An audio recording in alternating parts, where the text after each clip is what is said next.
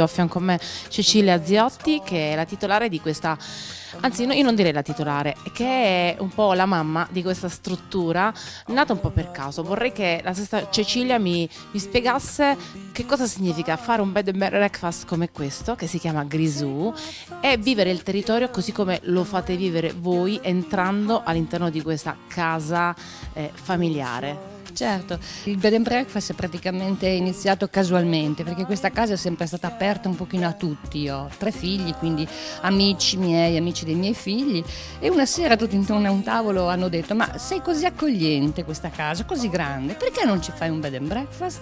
E così è uscito il modo di fare il bed and breakfast. Il nome, poi dovevamo pensare al nome. Allora ragazzi, che nome ci mettiamo? Ne sono usciti tantissimi, tutti scartati. All'unanimità è uscito Grisù, perché mio marito e mio figlio sono pompieri, e quindi Grisù, un nome simpatico e movimentato.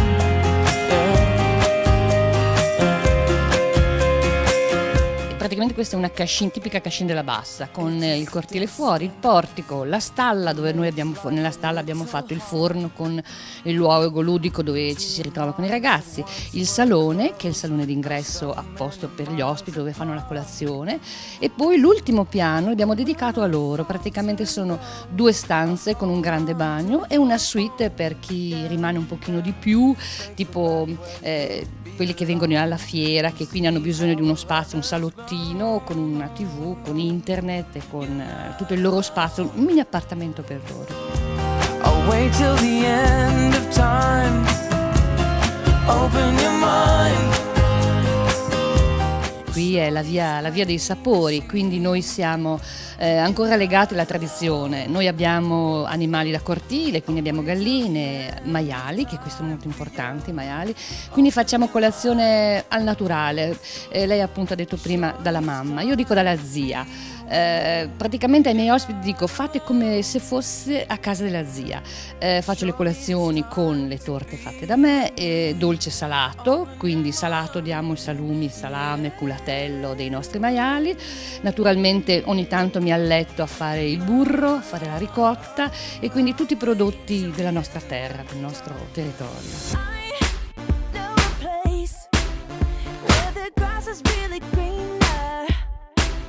Noi naturalmente, amando molto gli animali, il cavallo è sempre stato compagno in queste cascine, e noi abbiamo iniziato con passeggiate a cavallo, e poi ci siamo ampliati perché chiaramente non tutti erano capaci di andare a cavallo, e quindi abbiamo fatto passeggiate a cavallo per chi è in grado e per chi è capace di andare a cavallo, e poi abbiamo aggiunto una carrozza, una diligenza, che facciamo passeggiate in carrozza lungo le rive del fiume.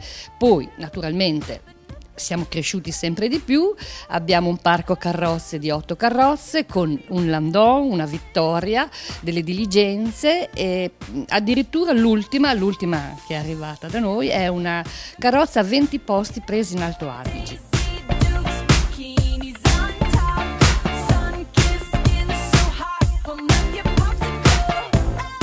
E tra l'altro a Cecilia è venuta un'idea, quella di accendere gli animi con gli amori per questo territorio, perché Grisù spegne i fuochi ma accende gli animi con una splendida passeggiata a cavallo.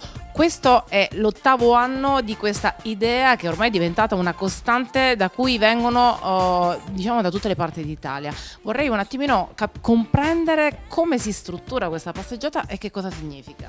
Allora, questa è un'idea che ci è venuta 8 anni fa, per radunare un pochino tutte le persone che amano i cavalli. È un appuntamento fisso che avviene tutti gli anni la prima domenica di ottobre. È praticamente una caccia al tesoro che viene fatta a cavallo, a coppie.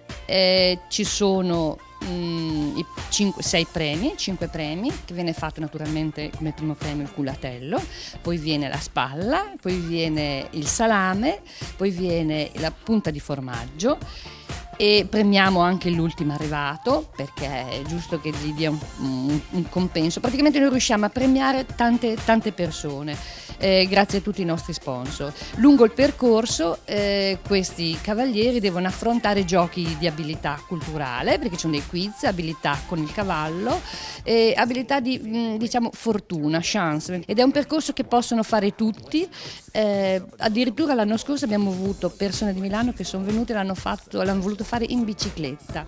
Naturalmente tutti i proventi vengono dati in beneficenza. Noi siamo in contatto con i nomadi, il complesso dei nomadi, che mia figlia va appunto l'8 in Madagascar con Beppe Carletti a portare parte dei proventi. Io come strumentista e sala operatoria vado a lavorare un mese in Bangladesh e porto appunto proventi di questa caccia al tesoro. Rimane anche parte di questi soldi qui sul territorio ai bambini di Santa Lucia, che sono bambini praticamente tolti dalla famiglia e messi in questa casa famiglia.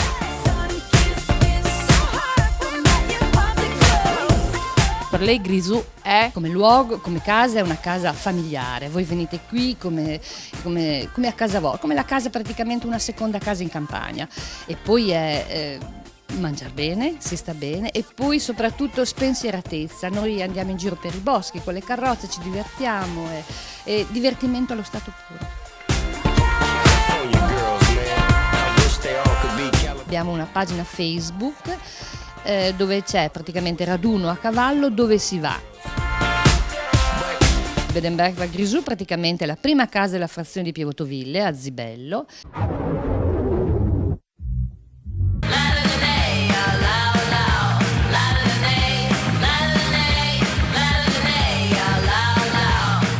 Si apre una puntata di Fiere e dintorni all'interno dell'ente fieristico di Cremona per mostrarvi la 26esima edizione di Mondo Musica, la fiera mondiale dedicata all'alto artigianato nel settore della produzione di strumenti musicali come il liuti ad arco e il liuti a pizzico. È legata da oltre 3 anni a Cremona Pianoforte, in cui notiamo tutte quelle che sono le novità per quanto riguarda i pianoforti, diciamo gli strumenti a tastiera, ma io non vi svelerei oltre ad accennarvi qualche dato, come 250 espositori, di cui il 54% proveniente dall'estero, oltre 20.000 visitatori, un'area espositiva perfettamente curata. Le immagini di Fiere e dintorni cominciano a vivere al cubo il mondo della musica acustica artigianale per voi.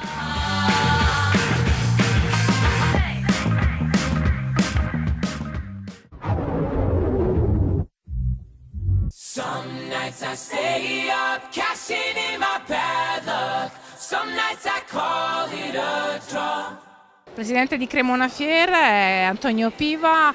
Mondo Musica e Cremona Pianoforte è un po' il fiore all'occhiello di quest'ente fieristico, a dimostrazione che il settore della liuteria artigianale e non solo degli strumenti a tasti sta spiccando il volo, e voi siete un po' gli artefici di questa fiera internazionale che ormai ha il placet di tutto il mondo. Noi abbiamo investito molto sul Mondo Musica, anche perché era quasi naturale che nascesse a Cremona, in quanto Cremona ha dato i natali a Stradivari, Guarneria Gesù, Amati, quindi i grandi liutai del 600 e 700 hanno operato nella nostra città e nel nostro territorio. Però noi abbiamo pensato di intraprendere un discorso di manifestazione B2B professionale, quindi ci siamo immediatamente rivolti all'estero, quindi abbiamo fatto un grosso lavoro di internazionalizzazione alla manifestazione. Abbiamo promozionato la manifestazione in tutti i continenti, tant'è vero che la soddisfazione è dire che oggi abbiamo raggiunto il 54% di espositori stranieri e oscilliamo da un 30 a un 35% di visitatori stranieri.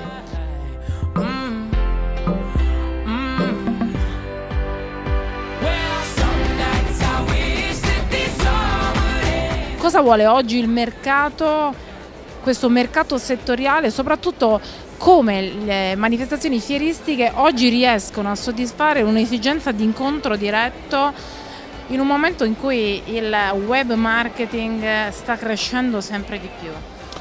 Ma guardi, noi abbiamo puntato sulla qualità estrema, quindi anche gli espositori sono selezionati.